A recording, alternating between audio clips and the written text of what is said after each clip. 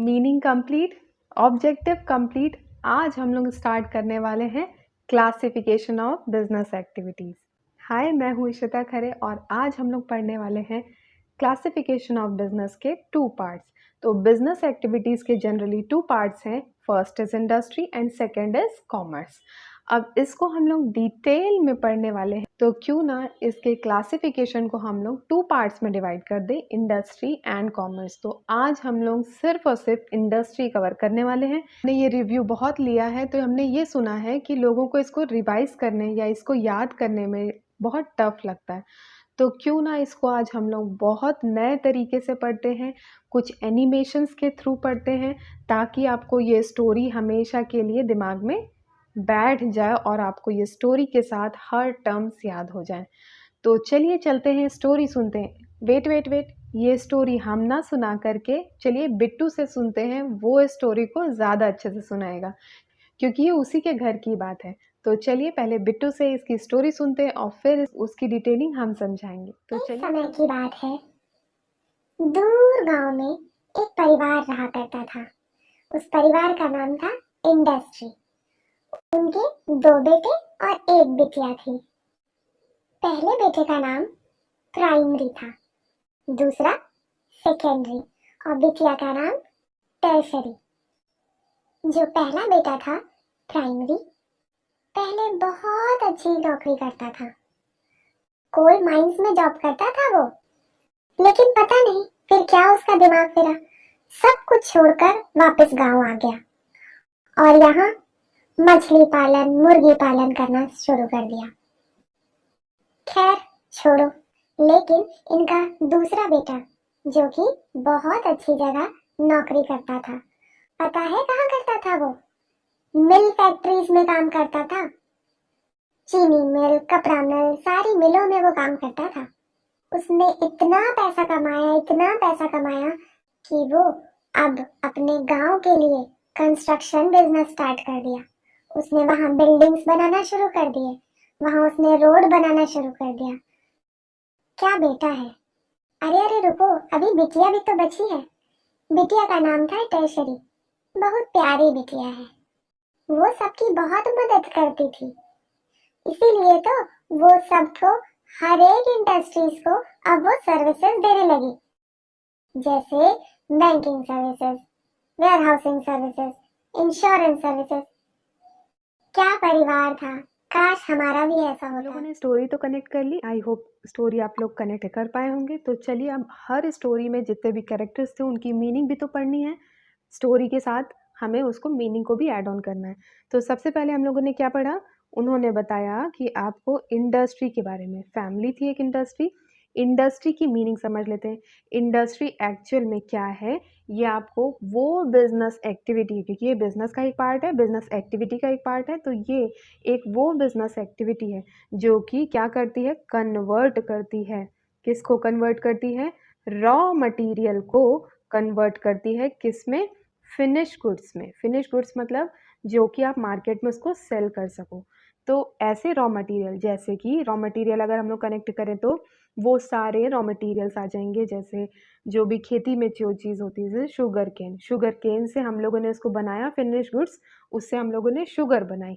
तो ये आपका कन्वर्जन करना, रॉ मटेरियल से फिनिश गुड्स में कन्वर्ट करना, ताकि वो मार्केट में सेलेबल हो सके। तो ये किसकी मीनिंग हुई? इंडस्ट्री की। तो अब हम लोग उस स्टोरी से कनेक्ट करते हैं। स्टोरी में क्या कहा गया था कि इंडस्ट्री के दो बेटे और एक बिटिया थी। तो दो बेटे मतलब प्राइमरी और सेकेंड वाले का सेकेंडरी, और एक बिटिया का नाम टर्शरी। तो जो हम लोगों ने प्राइमरी इंडस्ट्रीज पढ़ी उसकी मीनिंग पढ़ लेते हैं।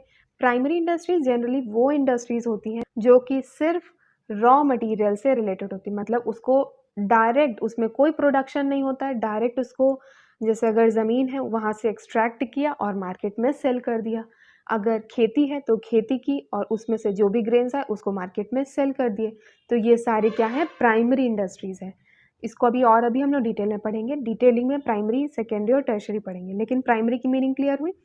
सेकेंडरी वो सारी इंडस्ट्रीज़ हैं जो अभी हम लोगों ने इंडस्ट्री की मीनिंग पढ़ी ना, सेम आपकी सेकेंडरी इंडस्ट्रीज़ की मीनिंग है।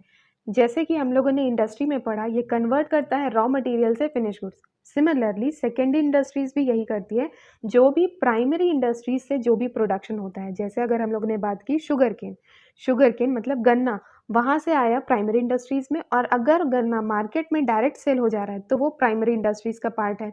लेकिन अगर उस गन्ने को हम लोग उस शुगर केन को लेकर के गए फैक्ट्री में और वहाँ पर हम लोगों ने शुगर कन्वर्ट किया, उस शुगर का कन्वर्जन सेकेंडरी इंडस्ट्रीज में आ जाएगा, क्योंकि उस रॉ मटेरियल पर कुछ एड ऑन किया गया और मार्केट में सेल किया, तो वो है सेकेंड इंडस्ट्री।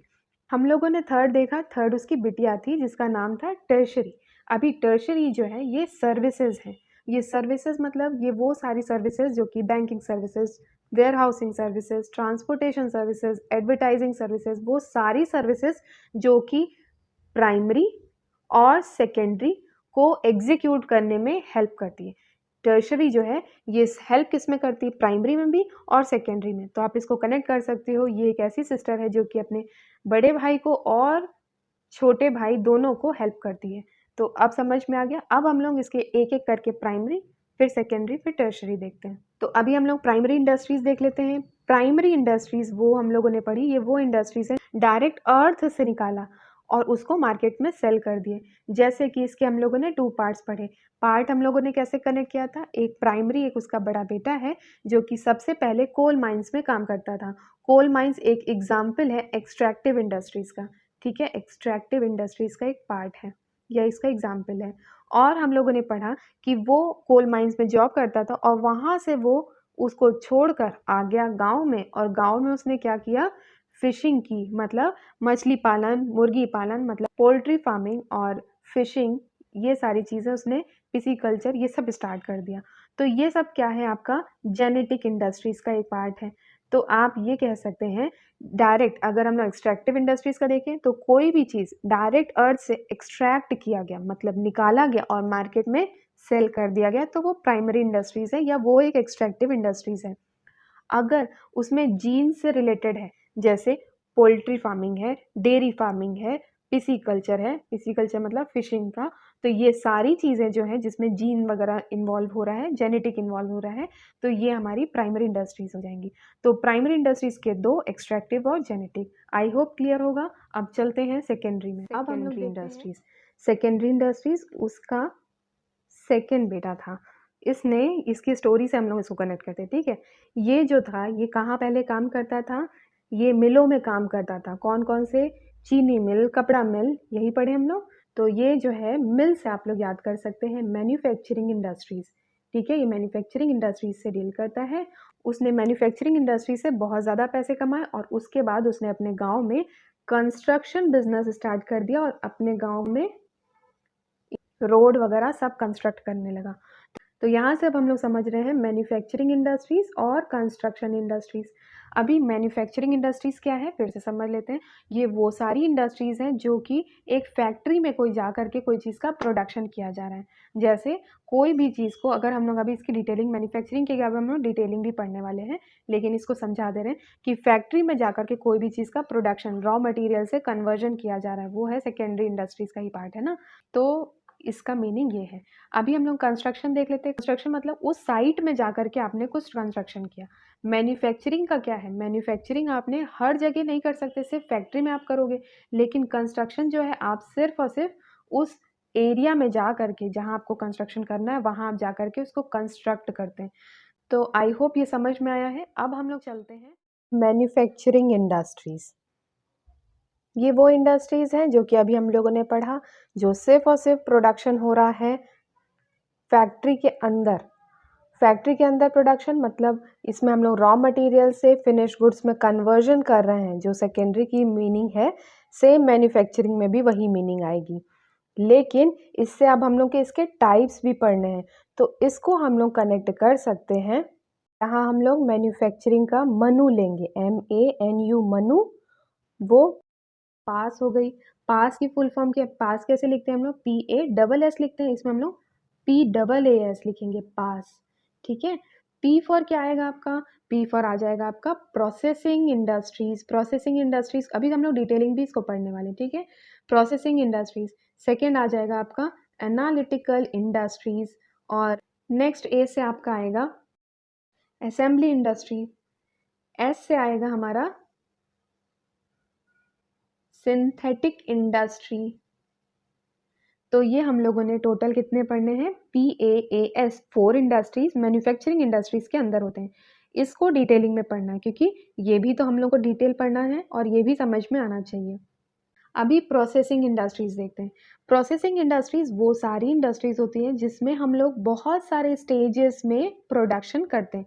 मतलब जो रॉ मटेरियल से फिनिश गुड्स में कन्वर्जन होता है वो बहुत सारे डिफरेंट उसमें स्टेजेस इन्वॉल्व होती हैं। किसमें, प्रोसेसिंग इंडस्ट्रीज में डिफरेंट स्टेजेस इन्वॉल्व होने के बाद वो फिनिश गुड्स बनता है।